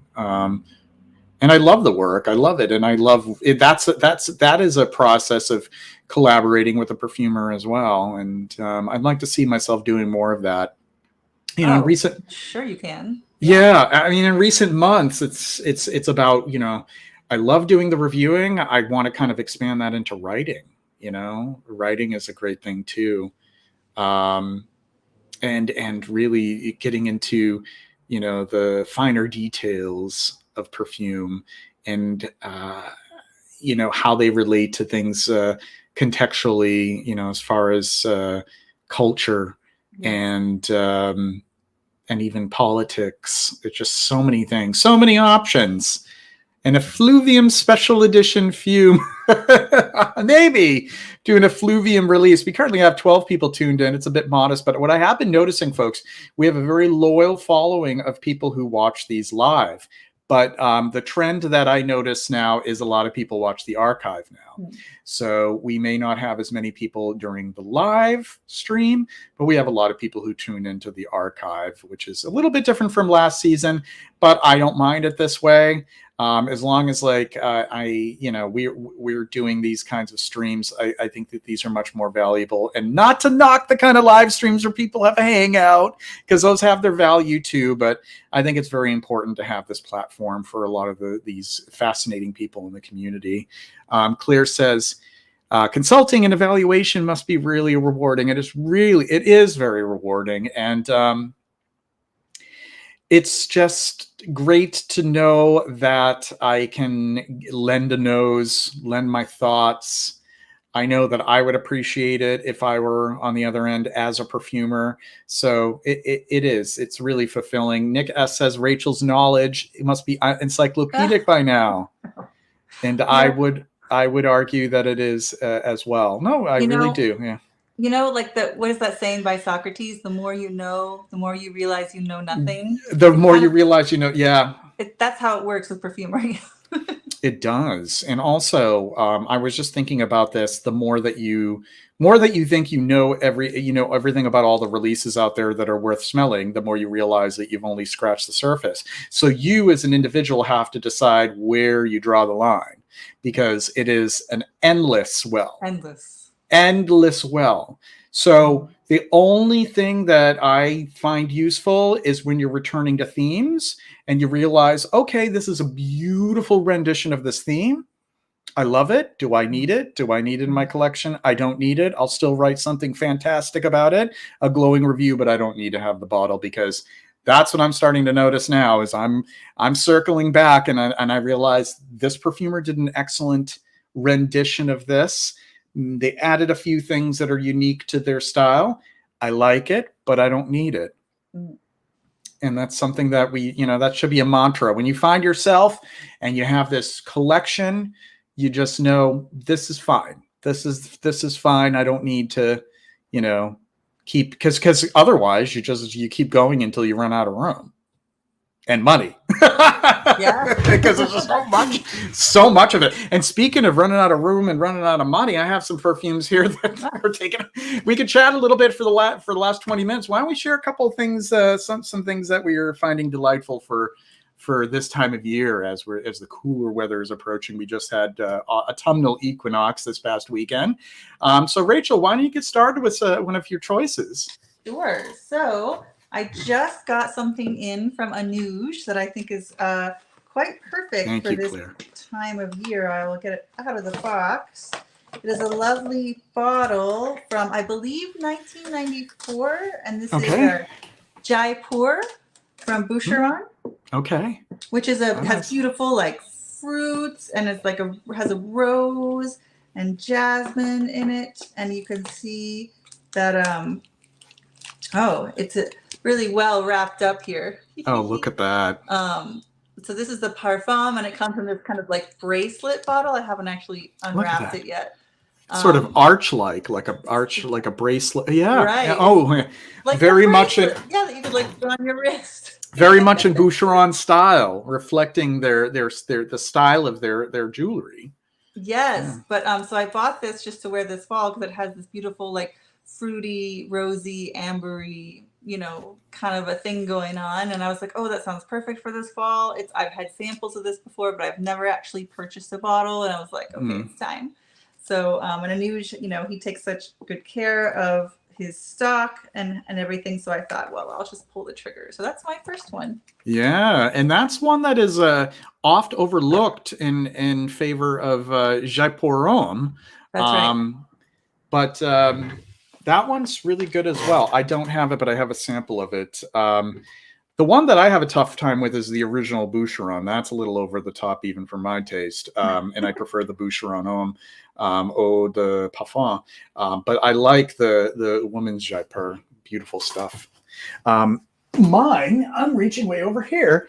The first one that I think is an autumn stunner. I hate using the word stunner now. It's so overused. This is actually Jil Sander 2. Yeah. This was released in 1983, and this is a bewitching floral woody chypre. This is hardcore, and this is pretty under the radar. The name is not Demonstration. It is there's tester bottles. They would always put like Demonstration, and I was like, at first I was like, damn, but I got over that after 30 seconds because once I finally opened the bottle. This is beautiful. Very mossy, very bitter, woody, mossy, floral. There is no sweetness. It's almost like astringent and arid. It's just so good. These Jil Sanders are pretty impressive, the ones from the 70s and 80s. Totally. And this is no exception. I love the cream-colored cap, too. That's a nice touch. And I love the aesthetic of the Jil Sander bottles as well. Very modernist. I have to do a proper review of this, but it is so distinct in the fact that it has this dry, woody, herbal, astringent bitterness, and it just feels so good in cold weather for some reason. And like I said, bewitching, kind of bewildering, because like, how did this come into existence? This is so avant-garde for like a mainstream perfume. Sounds amazing. Gorgeous stuff. I need to explore more Jil Sander. Yeah. Some of them are hard to get. Like the first Jil Sander is like impossible to get. The third one, impossible to get. This one, there's still some kicking around if you keep your eye out. I've actually seen people sell the Demonstration bottle as Jil Sander Demonstration because they think that's the name instead of Jil Sander 2. Yeah. So that's one way. You could do like a save search for that in case somebody thinks that's the name, or you just put in Jil Sander 2 TWO, or sometimes people use the Roman numeral 2. Look how I'll do sort of a close up here. The names, I love these older bottles where the name is embossed. You see that Jil Sander in the base there? It's embossed in the glass. It's very cool. Yeah. All right, your turn. So I can show you real quick my next one, which is from Le Jardin Retrouvé, which is a house I really like. It's a real revival, like it's one of the ones that's a real, like it's an older house that's been revived by the same actual family that they do real reformulations of the same actual formulations of the same fragrances. This one is the Le Jardin Retrouvé Cuir de Russie. And it gives me kind of a what is the name of the Hermes fragrance? Violette Valinka vibe. Except this one has Styrax and some oak moss in it. So it gives me like a little bit more vintage style of Violette Valinka, and I adore it. It's absolutely wonderful because it has that beautiful violet, that beautiful leather combination. It's just gorgeous. Nice. Yeah, I do want to sample more from that house. Everything that I've tried so far, well, everything, all three, but all three that I've tried so far have been phenomenal. Like I love sandalwood Sacre. I have a full bottle of that. I have my eye on Jasmine Majorelle and the Mousse Arachiana. Great, with a mastic and almost like the fig leaves and ivy leaves and mossiness. Really beautiful stuff. So I think I should get like a sample pack and explore the rest of the house. But absolutely. That's I feel like that's a house that slept on. I think the hardcore heads should really seek it out, because also what's great is that they're not trying to gussy it up to make these fragrances modern either. Like the compositions, definitely the ones that were released at the time, still smell like they're from their time, much to the chagrin of people who are used to modern perfumery. I think I mentioned this before. Like some of the reviews are like eviscerated. They're like, this smells like an old lady's underpants, or they just say awful things about it. But like, sign me up if they, if they have that classic, style. Wonderful, wonderful stuff. My next one is a great one for autumn. I did a proper review of this last year. It is Bois Lumière from Anatole Bertrand. This is honey for honey lovers. This is honey for people who have no qualms about something being so straightforward honey to the point where it's almost discomfortingly animalic, which I like. May not be everybody's idea of fun, but this growls. But it's also I have to say that it isn't just sensuous. It's also kind of incensey, and like there's like it feels kind of waxy, like a candle burning. It's like this combination of honey, old wood, and candle wax or snuffed candles. Bois Lumière. Beautiful, beautiful stuff.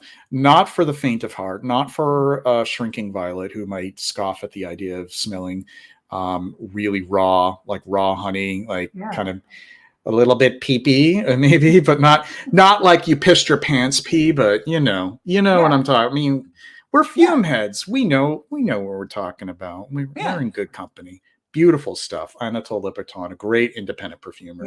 It'd be wonderful to chat with him one day if we can arrange something like that. That would be amazing. Yeah. All right, on to you. All right, my next one, I'll go with Unspoken Mutt. So this is like Immortelle, Bergamot, Iris, Magnolia, and then a really musky animalic base, right? With a little bit of patchouli, sandalwood, tonka bean, and cypriol oil. And it's kind of, so I really love Iris in the fall. And this is just kind of a really beautiful skin sense. I'm not normally a person who's really into skin sense. So this is kind of like my version of a skin sense. And that it's a little animalic, has a little orris kind of going on, a little floral, and a little like real animalic musky. And it's absolutely gorgeous. And it's by Francesca Bianchi. Sorry, I should have said that. And it's lovely. Really great for fall when it starts to get a little bit cold, so you want a little bit of warmth. Something to heat things up a little bit when the air is getting chilly. Folks, we have 18 people tuned in right now. If you could please hit the like button. Also, if you would be so kind, if you can, just an FYI to everybody who's tuned in, not to sound desperate for funds to keep this station going, but I have not had a Buy Me a Coffee nor have I had any super chats for the last 4 or maybe 5 Effluvia. So not to be begging, not to be panhandling here, but your support helps grow this channel and grow this content. And time is money, and we are reaching out to great, fascinating people in this community: perfumers, educators, writers, journalists, you name it. So each coffee is $5. If you spend 6 coffees, which is a total of $30, you'll get a sample pack.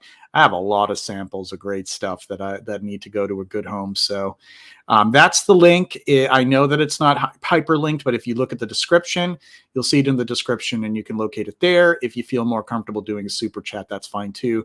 I just don't. I don't promote that as much because YouTube takes a hunk out of it. But if it's easier for you, I'm not going to say no. We're just going to go to the comments quickly, and we're going to get back to more here. Dave B, great to see you. We were in the middle of our interview earlier, and I saw that you jumped on. It's great to have you with us here. And Philippe, thank you so much as always. Sometimes I overcompensate with the French, and I'm a little too cautious. So sacré.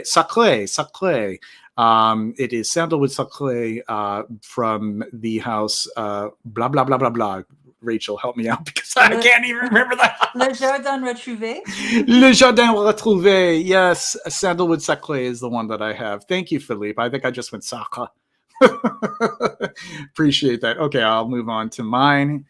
And the next one should be familiar to some people. It is Bellamy Vetiver. And this is the Jean-Claude Elena adaptation of Bellamy with an added accord of vetiver, which I find to be just so delicious to wear in the summertime, in autumn. Nutty, a bit sweet, but it does have that Bellamy vetiver undercurrent to it. That's my next choice, Bellamy vetiver. If somebody can confirm with me in the chat, or maybe even you, Rachel, I don't know if this is still in production or if it's been discontinued. Hopefully it is still in production because it is one of the better recent releases from Hermes. That's Bellamy vetiver. I don't know, but I hope it's still in production. It's on my list of bottles to buy that I have not yet purchased. Yeah, this and Equipage Geranium are just beautiful. I think that Jean-Claude Elena, and this is a hot take, and I think I've mentioned it before. I think Jean-Claude Elena improved on Bellamy a little bit, made it a little less kind of brazen. I don't know. I know people are like, I love the original Bellamy, but I love the fact that it's Bellamy done Jean-Claude Elena style. It's just more nuanced, and I like that. But yeah, I know many people will disagree with that. All right, your turn, Rachel.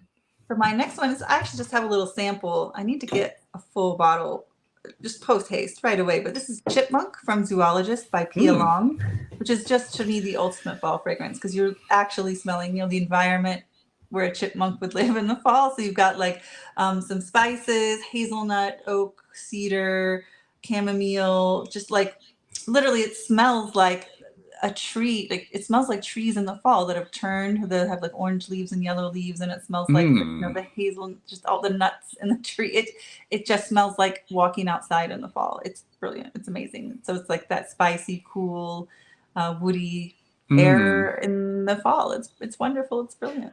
So. Now, if I'm not mistaken, isn't that Pia's creation? Pia Long, who we had as a guest last spring. Yeah, I still have to get around to getting a sample of that because I do want to visit a lot more of her work. Nick S. Nothing beats vintage Kalesh EDT for me when it comes to Hermes releases. That's my favorite, is the EDT. That's what I have as well. Wonderful choice.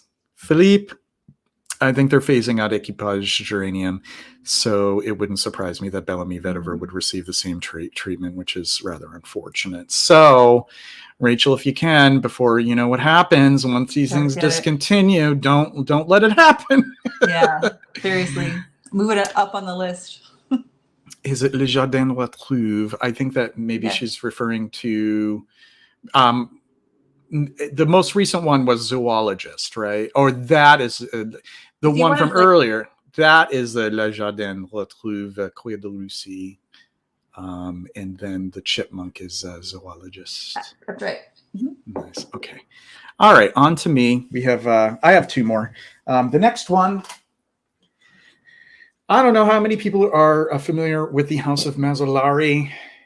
This is the one lone release that I have from Mazzolari. This is Louis, and oh man, this. Okay. So if you're a fan of things like L'Edrien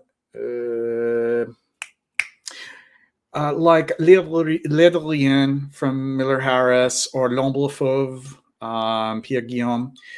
This is in the same sort of vicinity to that. This opens like with a really amazingly brutal animalic patchouli, just very furry, very warm. And then that lasts for a good while, but then it mellows out to this beautiful vanillic resinous patchouli at the end. It's sort of a cult favorite of the Mazzolari house. I love to wear this when the weather gets cooler. Mazzolari Louis. Awesome. Tasty. I've never even heard of that. Yeah. It's not a house that I say like, not everything in the house is like blows my skirt up, but some of the fragrances are really impressive. This is probably the best from the house, in my humble opinion. Cool. Yeah, Mazzolari. It's a pretty expensive house. Yeah. So I made an exception for this one because it's delicious. Delicious. Rachel's description got me excited and intrigued. Oh, the Quai de Russie, yeah. Aldreas asked, what did I miss about Quai de Russie? I was really curious about that one. Hi, Jamal. So Rachel, do you want to just summarize very briefly for Jamal? Sure. So it's Le Jardin Retrouvé, which is a vintage house that was closed and then brought back into life by the exact same family, but not fake. It's real. Like they really are doing the old reformulations. It's very it's trustworthy, and they have a Quai de Russie, which reminds me a lot of actually Hermes Violette Valinka. Except I have some castoreum, some oak moss, some more of those vintage feeling materials, but they have a beautiful basically leather and violet combination. It's just stunning. And it looks like this. And it's the perfumer is actually originally from Russia. And so he really does know those kind of that Russian birch tar boot, military boot thing, quite personally and quite well. And it's just a really beautiful, affordable, lovely, real, authentic, vintage fragrance made today, and it's fabulous. Yeah, I'm really interested in trying that one out. I'm trying to recall the name of the perfumer. It's a very unique name that I'm looking at. Yuri Gutsats, I think. Yes. Yuri Gutsats. Well, Yuri is the perfumer now that's done the recreation. Yeah. So he did the recreations. Who was the original? The original perfumer is, who did the original formulation that they're following? I'd have to look it up. I'm sorry. I wish I knew. Oh, wait. So on here, and this is just for Grantica, not that they're 100% accurate, but they do mention Yuri Gutsats actually did compose such things as Chasse Gardée by Carven in 1950. So maybe maybe that is the original perfumer, but they do have a contemporary perfumer working with the house that did do a couple new scents. The newer ones like Mousse Arashiyama is, and that's a contemporary. Massin Smoot. Maxence. That's right. So that's a contemporary guy. Yes. Yeah. So Yuri is the original. Yeah, that's right. Yeah. So he did Maxence, he did Musa Rashiyama and Osmant Lyon. Which are wonderful perfumes too. So yeah, I really do want to explore the house more. Duncan asks, have I tried Il Baccio? It's a cheapy but pretty nice amber fruity. I can't say that I have, but I'll keep that on my radar. And Philippe, Rachel, have you smelled Oritza's Le Quai de l'Aigle Rousse? Oh, I love that one. Can we talk about that one? All right. I'm going to have you talk about your next one, and I'm going to do a last minute sharing of that. But first, let's put you on the spotlight and have you share the next one. Okay, so oh gosh, I have Encens Suave. I guess I'll pick for my last one. And this is a great one because I love incense in the fall, and this is a great frankincense fragrance. But then it's kind of ended by a great coffee note. I love coffee in the fall, and then there's a really nice like vanilla in the base. So wonderful frankincense. The other, just while I'm here, the other two that I have are 31 Rue Cambon by Chanel, which is a perfect shoe for fall. And then always opium. Like I always break out opium in the fall because of the spices. So, and those are all the ones that I brought out. Okay, I have two final ones too, but good call on the 31 Rue Cambon for sure. Actually, I have three. Oopsie. I'll do these last three. The first one, because you mentioned 30 Rue Cambon, this is my opportunity to give a shout out to Deka, who did this stellar top 10 for autumn fragrances. I mean, I have to give him so much. Extend my accolades to him, or I'm trying to find the right word. I'm just so appreciative of the fact that he will explore very difficult subjects and how they tie into perfume, which is something a lot of people may be unwilling to touch. But he's willing to go there, concepts of loss and death and impermanence and grief and pain and how they're tied into perfume. And I think that is so beautiful because these taboo subjects are actually the subjects that we need to talk more about, because 100%. when we lean into these things, it helps us to deal with them better. So for him to seamlessly tie into these topics through his experience in fragrance, I think is just extraordinary. So I just wanted to give props to him. 31 Rue Cambon happened to be one in his top 10. And another that was in that video. It's amazing. Yeah, it's wonderful. And one of his others was Incense Avillon, which I had after I watched the video. I was like, oh, he got me so excited I have to wear it, and I wore it this afternoon, and it felt wonderful in the chilly air. It's already kind of chilly even for late September here. It feels more like mid to late October, and this just the way that this diffuses on my skin and just feels so contemplative. There is that sort of austerity to it. Very what would be the best word to describe it? I wanted to say sacred, but that's almost a little overused. Ceremonial, very ceremonial. Yeah. And then another one in the incense territory that I find quite lovely is Masta Minuit from Etro. Yeah. Now, a lot of people talk about like, oh, you the only one that matters is the original that smells like a dank basement in a church, which I'm sure smells lovely, and I'm sure I would like die for it. But this is, this ain't no slouch. This is beautiful too. The later versions of it are just a little bit less dank, but there's still that dank background in it. Yeah. Just it's a very hopeful incense because it has this sunny citrus that interacts with the benzoin and the olibanum in it, and it just feels like a sunny winter day. I love it. That's my other pick, Masta Minuit from Eau de Toilette. And then my last one, I'll put myself in focus for this in close up because I always forget to do that for myself because I want everybody else to get the attention. Do I even have another one? I don't even think I do. I think I did actually. I don't have another one. That was my last one, guys. Masta Minuit. Check it out. It's still in production. People have spread gossip that it was no longer in production, and it still is, or at least you could still get it on FragranceNet. That is Midnight Mass in French, Masta Minuit. Great. We made it. Just a little bit over 5 minutes over. Let's look at the chat really quickly here. Oh, I remember. See, it's my brain fog. This is the... Oh, yeah. Yes. Yes. Okay. So this is from Aritza Elegant.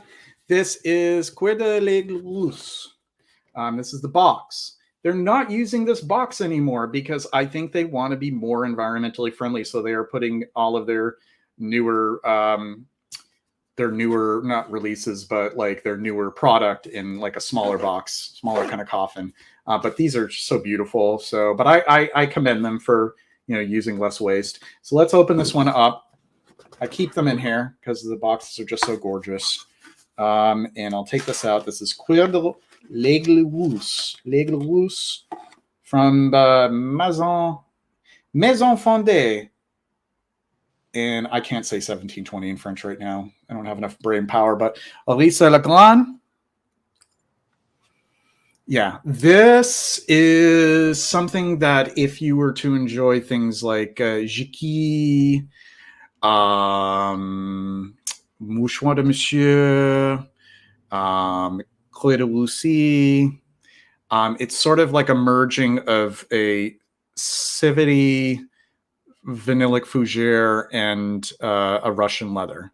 And it's very old world in style, very late 19th, early 20th century, very much the golden age of perfume. I finally picked up a bottle of this. There may be more for folks who might be interested. I don't want to encourage blind buying, so see if you can sample it first. But if you are willing to just take the risk and purchase this, I don't know if there's many more left. But I got my bottle from FragranceNet here in the U.S. They actually do sell Aritza Elegant on the site, a few of them. But this is lovely, lovely stuff. This is one of the lesser known ones. It isn't as widely sold. So I was really actually quite shocked that it was on FragranceNet. So let's get it when you can. So that's my last choice. I'll spray a little bit of it on me. Right here where there wasn't any Avignon. I almost smell like Westminster Quarters when for some reason, I hear like a church ringing bells, and it has like this. It has that kind of like birch tar texture, but it's like way in the background, and a little bit of like a violetiness. But on the top, it is all like ambery citrus, vanillic. Do you have this, or do you have a sample of it? Sample, yeah, sample. Yeah.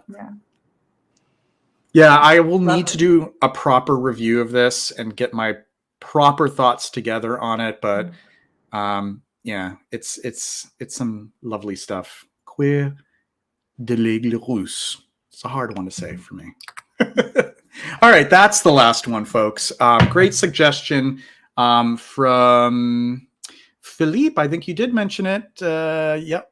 How does it compare to that one? Yeah. Did you already answer that question? Was I zoning out? You answer that, or? I think I would say that I think JJ, you gave such a great description of it. Is that the Aritza is much drier, greener, and even more vintage in style. Whereas even more vintage. Whereas the Jardin Retrouvé is a bit sweeter and a bit more floral. But the leathers compare pretty well. But that was still originally released in the 60s or 70s. Yeah, in the 60s or 70s. Yeah. Nice. All right. One last run through of the chat here before we start to close things up here. And we have the algebraist Jamal. I know Romanza Masque Milano is more or less a dupe of vintage Jolie Madame, heavy in Narcissus.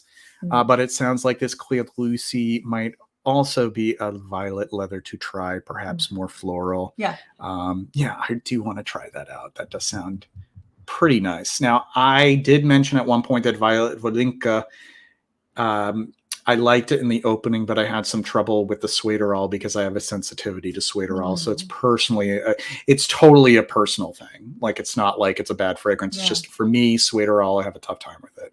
Yeah. But I don't think that the one that you're describing has that Suederal kind of leather. It's a little bit more rougher. Rougher. Yeah, totally. Love Incense Avignon. Wonderful, Claire. Cheers, Duncan. All right. this is why I wish I had another person who can do this stuff for me. I'm going into the brand information and I'm going to start the music and we'll start talking about the next episode. Just bear with me. I wish this happened on its own, but it doesn't.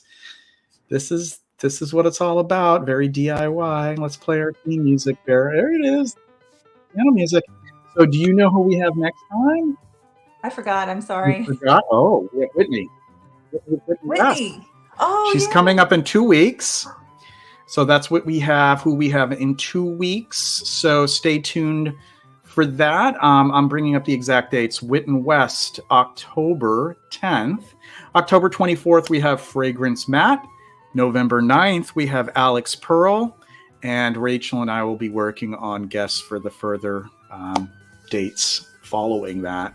But yeah. Have you actually, now that we're here, have you heard back from anyone who may be interested? I have some other people, but I don't have any dates confirmed yet. But did you get some folks? The only person I emailed was Ashley, just because things have been so crazy with my mom. I don't know if I even told you my mom was in the hospital. And then I got sick and it's been a little nuts. So I actually, that's something I want to get done right away is actually email more people on the list. Yeah. And certainly, you don't have to mention it out loud in case you haven't secured anything. But I have some people, I'm not mentioning it yet because we haven't secured anything, but we have at least 4 or 5 more people. Oh. And it should be exciting. So we'll be announcing that pretty soon. And yeah, this was a great episode. It ran a little over 2 hours, which is fine. They used to run much longer than that. But I wanted to make sure that each of us got in our autumn picks, which we did, which is great. And we'll stick backstage and chat a little bit. Everybody who's tuned in right now, thank you so much for joining us. We will be back again in 2 weeks for Whitney of Witten West, independent perfumer. Lovely stuff. That should be an excellent conversation. Yeah. So, and not in the know, you caught us at the very end, but check out the archive. All right, everyone. Take care now. Bye. Bye-bye now.